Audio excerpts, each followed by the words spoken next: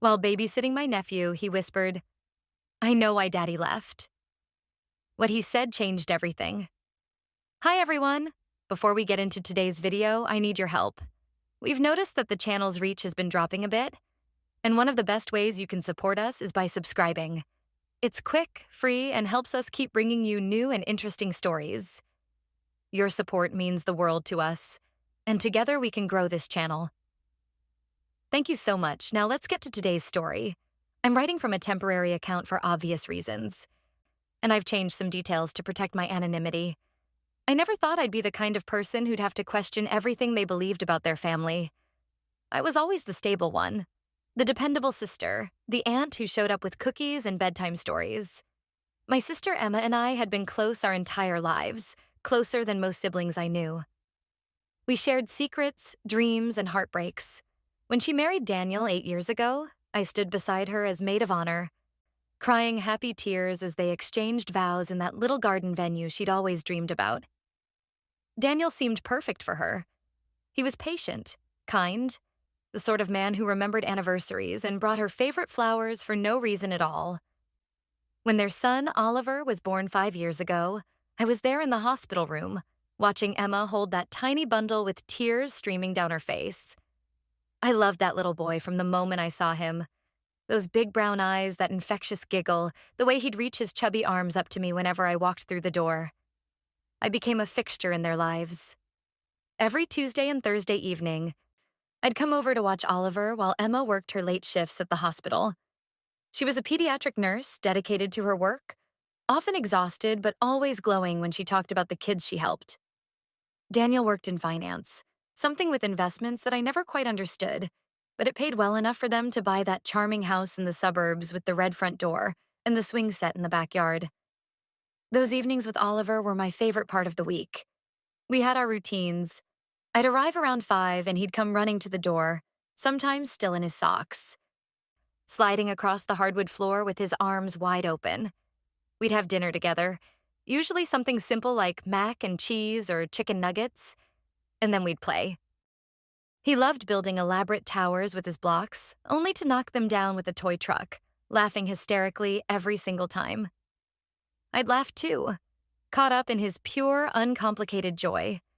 Bath time was at 7, followed by story time. Oliver had a collection of picture books that lined his bedroom shelves, and he'd carefully select 3 each night. Never more, never less. I'd sit on the edge of his bed, and he'd curl up beside me, smelling like lavender baby shampoo, his damp hair leaving little wet patches on my shirt. I'd read in different voices for each character, making him giggle. And sometimes he'd interrupt to point at the pictures or ask questions about why the bear was sad or where the princess was going. The house always felt warm during those times. Cozy. Safe. There were family photos everywhere. Emma and Daniel on their wedding day, Oliver's first birthday party with frosting all over his face, a beach vacation from 2 summers ago where they were all sunburned and grinning. The refrigerator was covered in Oliver's artwork, held up by an assortment of magnets from places they'd visited. Their home felt lived in, loved in. I remember the holidays especially.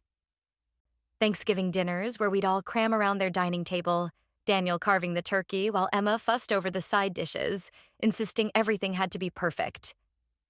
Christmas mornings when Oliver would wake up at an ungodly hour, racing to the tree to see what Santa had brought, while the adults stumbled downstairs with coffee mugs, pretending to be alert. 4th of July barbecues in their backyard, Daniel manning the grill in that ridiculous apron Emma had bought him that said, "Grill Master," while Oliver ran through the sprinkler, shrieking with delight. They seemed happy. They seemed solid.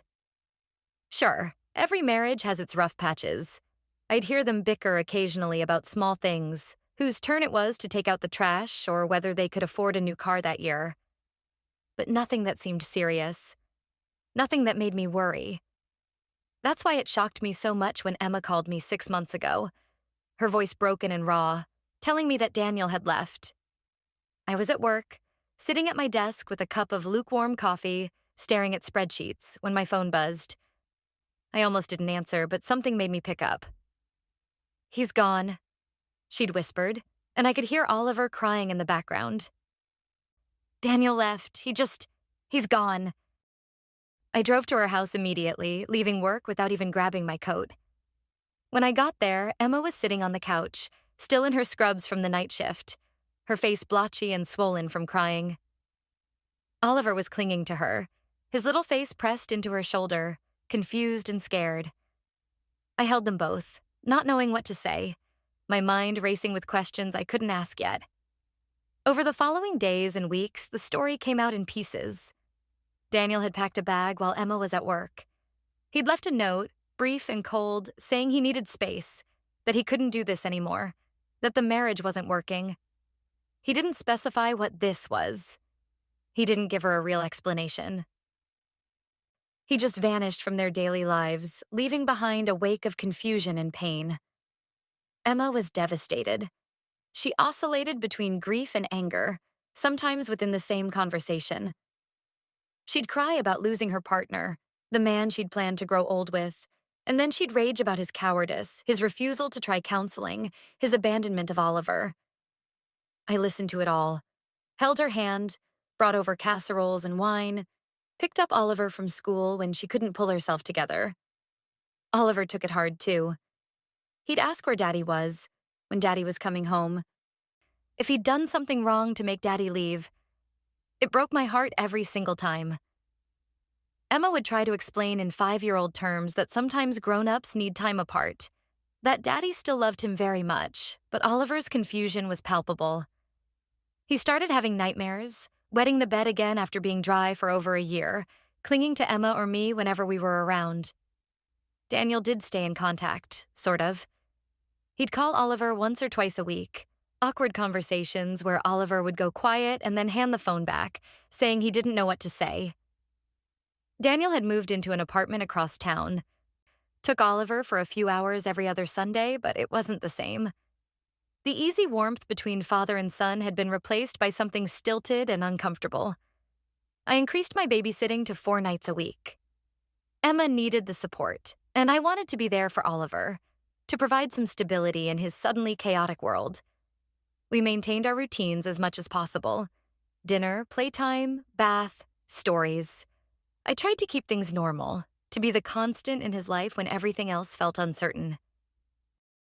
I'd ask Emma sometimes, gently, if she knew what had really happened. Why Daniel had left so suddenly. She'd give me vague answers about growing apart, about stress and communication problems. Once, after half a bottle of wine, she mentioned that he'd seemed distant the last few months before he left, working late more often, seeming preoccupied. But nothing concrete, nothing that explained such a drastic decision. I assumed it was probably an affair. That seemed like the most logical explanation. Some coworker or old flame, a midlife crisis manifesting in the worst possible way. I hated him for it, for throwing away his family for something so cliché and selfish. But Emma never confirmed it, and I didn't push. She was barely holding it together as it was. As time went on, things settled into a new normal. The acute pain of those first weeks faded into a duller, persistent ache. Emma went to therapy, started putting one foot in front of the other. Oliver adjusted, as children do, though I could see the loss in his eyes sometimes. A sadness that shouldn't exist in someone so young. Life moved forward, because that's what it does, even when you're not ready. Then came that Thursday evening 3 weeks ago. October had arrived with its crisp air and falling leaves, and Halloween decorations were starting to appear in the neighborhood. I arrived at Emma's house at my usual time, letting myself in with the spare key she'd given me years ago. Oliver was in the living room, building something with his Legos, and he looked up with a smile that didn't quite reach his eyes. "Hey, buddy," I said, hanging my jacket on the hook by the door. "What are you building?" "A castle," he said softly, "for the night to protect the princess." Emma came down the stairs, already in her scrubs, her hair pulled back in a practical ponytail. She looked tired. Permanent dark circles under her eyes that no amount of concealer could hide anymore. "Thank you so much for coming," she said, giving me a quick hug. "I should be home by 11. "Take your time," I assured her. "We'll be fine." After she left, Oliver and I fell into our routine. I heated up the leftover spaghetti Emma had made the night before, and we ate at the kitchen table. Oliver telling me about his day at kindergarten, about how his friend Mason had brought a beetle to school and their teacher had made them release it outside. Normal, mundane, precious. After dinner, we played with his Legos for a while, and then I suggested a movie. He picked an animated film about talking animals, and we curled up on the couch together, his small body warm against my side. But I noticed he seemed distracted, not really watching, his mind somewhere else. At 7:30, I announced bath time. He didn't protest like he sometimes did, just trudged upstairs obediently. I ran the water, added his favorite dinosaur-shaped bubble bath, and he climbed in quietly, playing half-heartedly with his bath toys. I washed his hair, rinsed it carefully so the soap wouldn't get in his eyes, and wrapped him in his dinosaur towel when he was done. He brushed his teeth without being asked, put on his pajamas, and climbed into bed. This new, subdued Oliver worried me more than his earlier tears and tantrums had. At least those were emotions coming out. This quiet resignation felt wrong for a 5-year-old. I sat on the edge of his bed, and he pulled out 3 books from his shelf. Where the Wild Things Are, The Giving Tree, and Good Night Moon. Old favorites. Comforting. I read them slowly, using all the voices, trying to coax a smile out of him. He gave me a few small ones, resting his head against my arm. When I finished the last book, I closed it and set it on his nightstand. Okay, buddy, time to sleep. Do you want me to leave the nightlight on? He nodded, then was quiet for a moment. I was about to stand up when his small hand grabbed my wrist. Aunt Sarah? His voice was barely above a whisper. Yeah, sweetheart? He looked up at me, his brown eyes serious and somehow older than they should be. Can I tell you a secret? Of course, I said, settling back onto the bed. You can tell me anything. He bit his lip, and I could see him struggling with something. The same way he looked when he was trying to decide whether to confess to breaking something or eating cookies before dinner. I know why Daddy left. My heart squeezed. Poor kid had probably invented some explanation in his head, blaming himself in the way children do. I prepared myself to reassure him that it wasn't his fault, that sometimes adults make decisions that have nothing to do with their kids. Oh, honey, I started gently. Sometimes grown-ups? I heard them, he interrupted, his voice still a whisper but urgent now, needing to get the words out. I heard Mommy and Daddy fighting, the night before he left. I paused. You heard them argue? He nodded. I woke up because I had to go potty. They were downstairs in the kitchen, and they didn't know I was on the stairs. I sat there and listened. This wasn't unusual. Kids overheard their parents fighting. It didn't necessarily mean anything significant. But something about the intensity in Oliver's eyes made me keep listening. What did they say, sweetie? Daddy said he knew. He said he knew what Mommy did, and he couldn't stay anymore. He was really mad. His voice was all shaky and loud. Oliver's own voice dropped even lower. And Mommy was crying. She kept saying she was sorry, that it was a mistake, that it didn't mean anything. My stomach dropped. So it had been an affair. But Emma's affair, not Daniel's. I'd gotten it backwards. Oh, Emma, my poor stupid sister. And then, Oliver continued, and his grip on my wrist tightened. Daddy said something about Uncle James. The room tilted. Uncle James, Emma's coworker. They'd worked together for years, had gone to medical conferences together, had been friends. James had been at their wedding, at Oliver's birthday parties, at our family Christmases. He said he saw them at the hospital in the... Oliver struggled with the word. The parking garage? He said he saw them kissing, and that it wasn't the first time he wondered. I felt sick. Actually nauseous. This couldn't be real. Emma wouldn't. She'd been so devastated when Daniel left, so angry at his abandonment.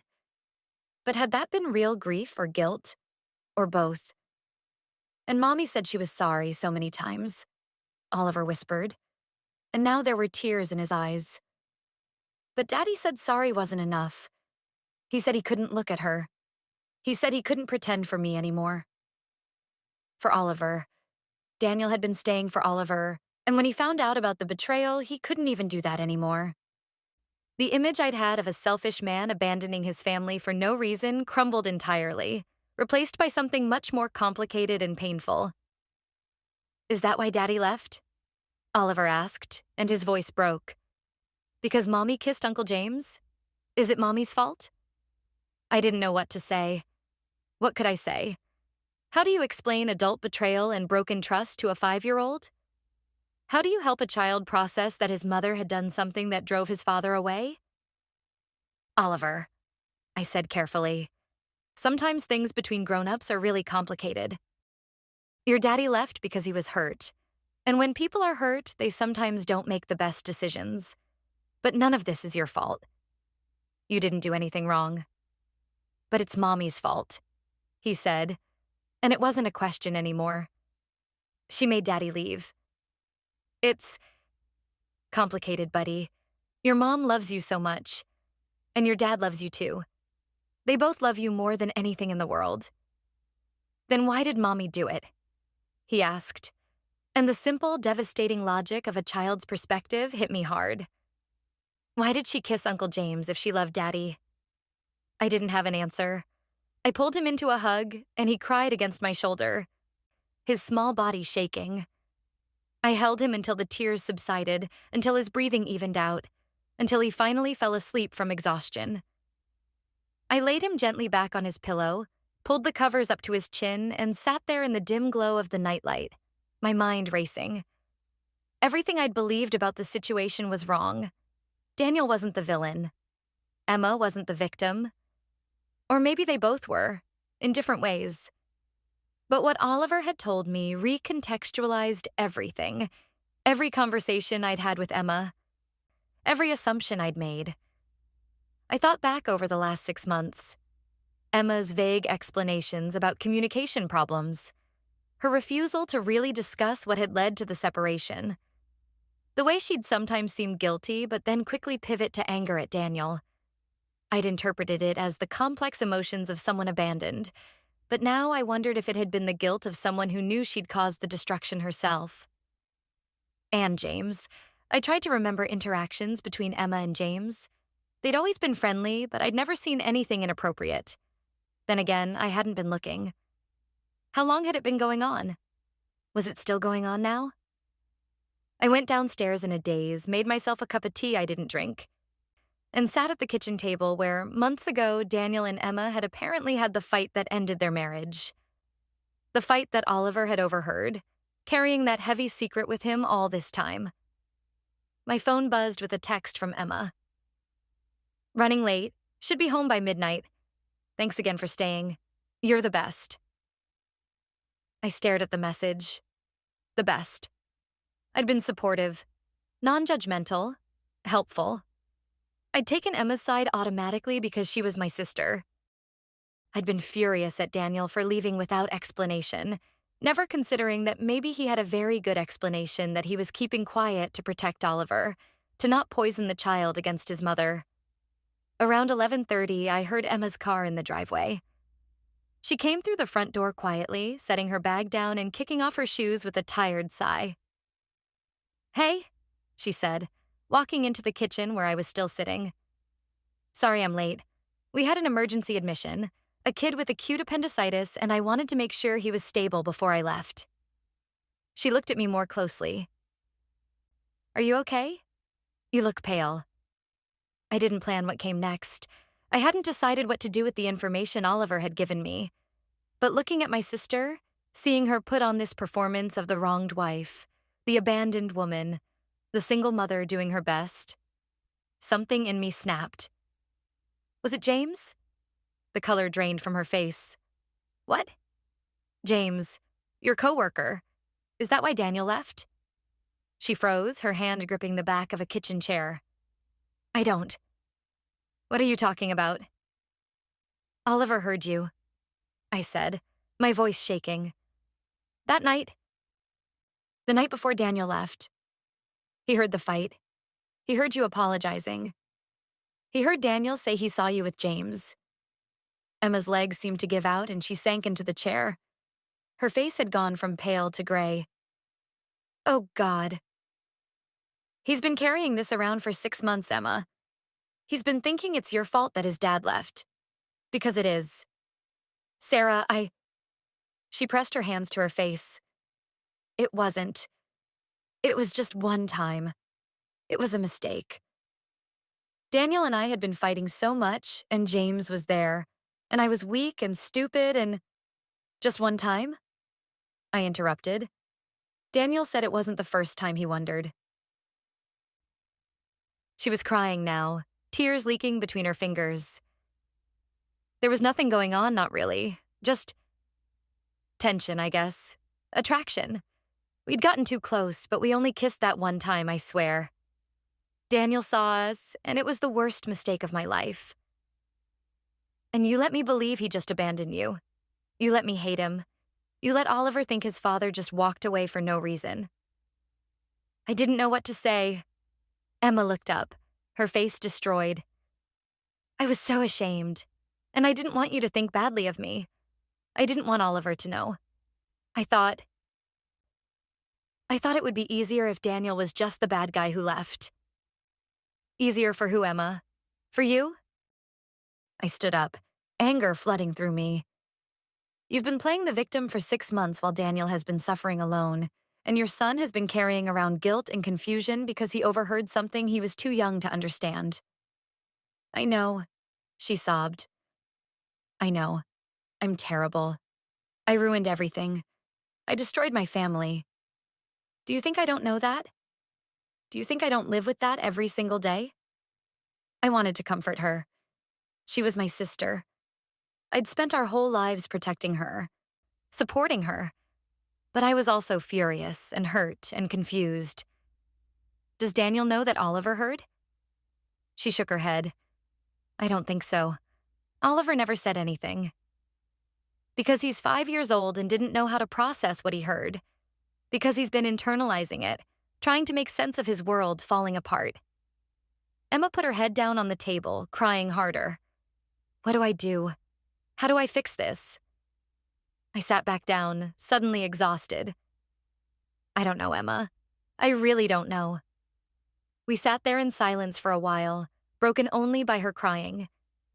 Eventually, she looked up at me, her eyes red and swollen. Mascara streaked down her face. Are you going to tell Daniel? That Oliver knows? I hadn't thought about that yet. But yes, Daniel should know. He should know that his son had been carrying this burden, that the secret he'd been trying to keep hadn't stayed secret at all. Yes, I said. He deserves to know. And honestly, Emma, Oliver needs help processing this. He needs to talk to someone. A child psychologist, maybe. This is too much for a kid to carry alone. She nodded miserably. Okay, you're right. I'll arrange that. And you need to talk to Daniel. Really talk to him. Figure out if there's any path forward or if you need to properly separate and work on co-parenting. But this limbo you're in isn't fair to anyone, especially Oliver. Daniel won't forgive me, she whispered. I don't blame him. I wouldn't forgive me either. Maybe he wouldn't. Maybe the marriage was truly over. But they were still Oliver's parents, and they needed to figure out how to do that in a way that didn't leave their son traumatized and confused. I stayed a bit longer, until Emma had cried herself out and stumbled upstairs to bed. Then I drove home in the dark, my hands shaking on the steering wheel. Everything I'd believed about my sister's life revealed as a carefully constructed facade. The next morning, I called Daniel. I hadn't spoken to him since he'd left. Not really. A few awkward exchanges when I'd dropped Oliver off for their Sunday visits, but nothing substantial. When he answered, he sounded surprised to hear my voice. Sarah? Is everything okay? Is Oliver all right? Oliver's physically fine, I said. But we need to talk. Can I come over? He agreed, and an hour later I was sitting in his sparse apartment, nothing like the warm home he'd left behind. We sat in his small living room, and I told him everything. About Oliver overhearing the fight. About what the boy had been carrying with him all these months. About my conversation with Emma. Daniel's face went through a series of emotions. Shock, pain, anger, guilt. When I finished, he put his head in his hands. God, I never wanted him to know. He said, his voice rough. That's why I kept it vague. I didn't want him to hear ugly things about his mother. I thought it was better for him to be angry at me for leaving than to know the truth. I understand that impulse, I said. But he hurt anyway, and he's been trying to process it alone. I should have just taken him with me, Daniel said bitterly. Should have fought for custody. But Emma's his mother, and despite everything, she's good with him. I didn't want to tear him away from her. Oliver needs both of you, I said. But he needs you to be honest with him in an age-appropriate way. And he needs help dealing with this. Emma agreed to get him into therapy. Daniel nodded slowly. Okay. I'll talk to him this Sunday. I don't know what to say, but I'll figure something out. We talked for a while longer, about Oliver, about the logistics of co-parenting, about whether he and Emma could ever have a civil relationship for their son's sake. Daniel was hurt and angry, but he wasn't vindictive. He still loved Oliver more than anything. And he was willing to do the hard work of figuring out how to be separated parents. Before I left, Daniel said something that stuck with me. I don't hate Emma, you know. I'm angry and hurt, but I don't hate her. We were struggling for a while before it happened. We'd stopped really seeing each other. Maybe if we'd gotten help earlier, if we'd communicated better, it never would have gotten to that point. We both made mistakes. Hers was just the one that ended things. It was a remarkably mature perspective for someone who'd been so deeply betrayed. It made me wonder if there might be hope for them eventually. Not as a couple, but as two people who could work together to raise their son. Over the following weeks, things slowly began to shift. Oliver started seeing a child therapist who specialized in divorce and family trauma. Daniel had a long, difficult conversation with Oliver about why he'd left, explaining in simple terms that sometimes grown-ups hurt each other, and when that happens, they sometimes need to live separately, but that it was never Oliver's fault, and both his parents loved him unconditionally.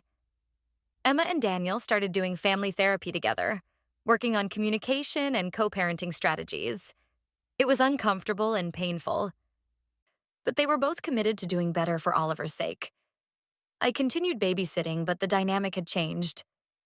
I saw Emma more clearly now, not as the perfect sister I'd idolized, but as a flawed human who'd made a terrible mistake and was trying to live with the consequences. I was still angry with her sometimes, still hurt by her deception, but I was also watching her genuinely try to do better, to be better. One evening, about a month after everything came out, I was reading Oliver his bedtime stories. We'd just finished Where the Wild Things Are, and he looked up at me with those serious brown eyes. Aunt Sarah? Yeah, buddy? Thank you for not being mad at me. For telling you the secret. My heart broke a little. Oh, sweetie, I could never be mad at you for that. That was a really heavy thing for you to carry. I'm glad you told me. My therapist says it's good to talk about hard things instead of keeping them inside, he said seriously, parroting what he'd obviously been told. Your therapist is right. Do you think Daddy will ever come home? I paused, wanting to be honest but gentle. I don't know, Oliver. Your mom and dad are working on being better friends, but they might not live together again. But that doesn't change how much they love you. You're the most important thing to both of them. He nodded slowly, processing.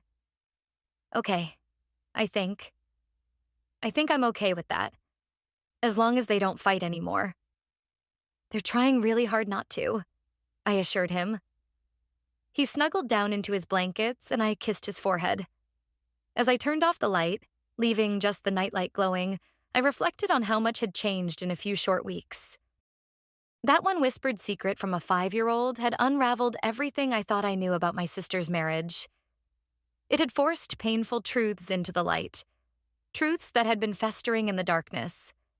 It had hurt, and it would continue to hurt for a long time, but it had also opened a path towards something healthier, something more honest. Oliver wasn't carrying that burden alone anymore. Daniel and Emma were facing their issues instead of running from them. The family was broken, yes, but maybe broken things could be rebuilt into something different, something that worked better even if it didn't look like what they'd started with. I thought about how easy it is to make assumptions, to see situations from only one angle, to believe we know the whole story when we're only seeing part of it. I'd spent 6 months thinking I understood what had happened, completely wrong in my interpretation, letting my loyalty to Emma blind me to the possibility that the situation was more complex than it appeared. Children see more than we think they do. They hear things we don't realize they're hearing. Oliver had known the truth all along, while the adults around him danced around it, trying to protect him from knowledge he already possessed. As I drove home that night, I felt a strange mix of sadness and hope. Sadness for the family that had been broken, for the innocence Oliver had lost too early, for the pain everyone was still processing. But hope too, because they were all trying. They were facing the truth, as ugly as it was, and working to build something better from the wreckage. I never imagined that one night of babysitting, one whispered confession from a child who needed to unburden himself, would change everything. But that's how truth works sometimes. It sits quiet in the dark until someone brave enough speaks it aloud, and then there's no going back. You can only move forward, carrying the weight of what you now know, trying to find your way towards something that feels like healing. Oliver's whispered words had changed everything. And somehow, painful as it was, I thought that change might eventually be for the better.